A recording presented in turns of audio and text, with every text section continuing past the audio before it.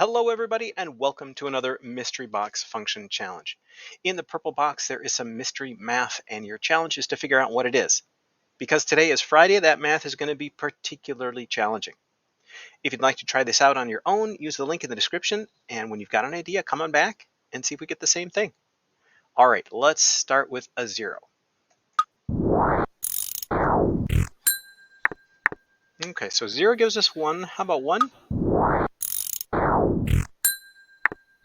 And 1 gives us 1. How about 2? Okay, so that's 0.25. How about 3? Oh gosh, so a repeating decimal 0.037037. Huh, how about 4?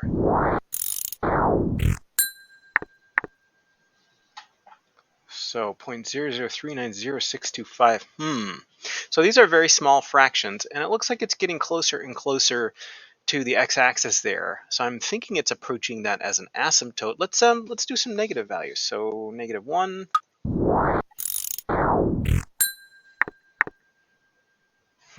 This is an odd shape, that's for sure. Because of the asymptote here, I was thinking, well, what was I thinking? Exponentials, logs, those kinds of things. I don't think this is a rational function. We haven't seen any point where it's not defined yet. Let's do some more negatives. Let's do -2. Wow, so now we're down and then up. Let's do -3.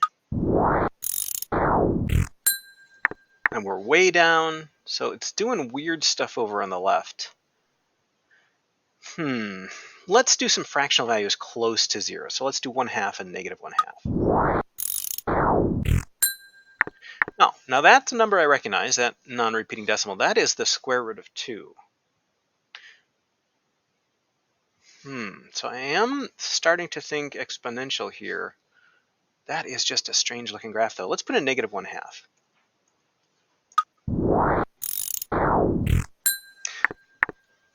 And that is not a number. Now that's interesting because, that 1/2 power, it's like taking the square root of something. And if you try to take the square root of a negative value, you're going to get that not a number error. So maybe that's what's going on here. Last week we had something that gave us some similar points. We had 1 and 1 at 0 and 1, but then it shot up really fast. This time we're going down. And then it was also doing some weird stuff on the left where we had some big positive values, big negative values, and then some undefined values in between. So that was, last week, just to start thinking about, that was x to the x power. It can't be that. I mean, 0 to the 0 would, I guess, be 1 if you're going to define that. And 1 to the 1 would be 1. But then, here at 2 to the 2 should be 4 to the second power. And we're down here at 0.25. So how does that work? Oh, so if I had a 2, so let's say this is some variation of an exponential function where the first number is x, that base is x. 2, to get 1/4, we'd need it to the -2 power, right? Because that would be, take the negative power, that would put it 1 over and square it, and that equals 1/4. That works. Would that work for our 3 value here? So 2, and if we put in a 3, yeah, so maybe this is x to the negative x. So put in a -3 here. So I'm putting in a 3. So 2 to the -3 is going to be 1 over 2. Oh, wait, but it wouldn't be 2 because this is x. So it'd be 3 to the -3. So 1 over 3 cubed, that would be 1/27th. That could be this decimal. I don't know that decimal off the top of my head, but that looks like it could be right. Let's think about this value at 1/2 though. I mean, that's kind of an odd bump up here. So at 1/2, that would be 1/2 to the -1/2. Now, is this going to make sense? So let's do the negative first. The negative is just going to flip the fraction upside down, so that'd be 2 over 1. And now to the 1/2. So this is the square root of 2. The 1/2 power is square root, and we've just got 2 there. That is what we got at 1/2.